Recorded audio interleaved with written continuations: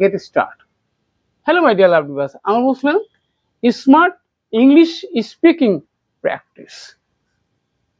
কিভাবে প্র্যাকটিস করলে confidently and fluently speaking করতে পারবে। আমাদের এপিসোড হলো 207 অর্থাৎ 207তম ভিডিও।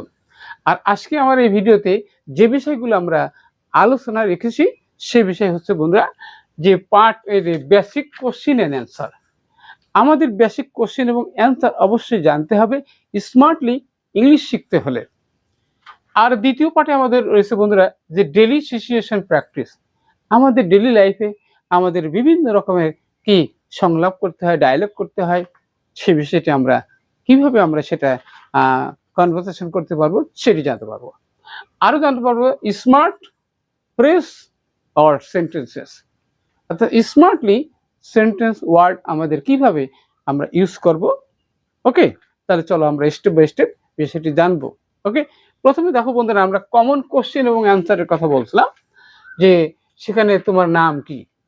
তাহলে আমরা সবাই কিন্তু এই ধরনের কোশ্চেন প্রথমেই আমরা স্মার্টলি করে থাকি। তাহলে সেখানে আমরা বলি কি যে what is your name, what is your name.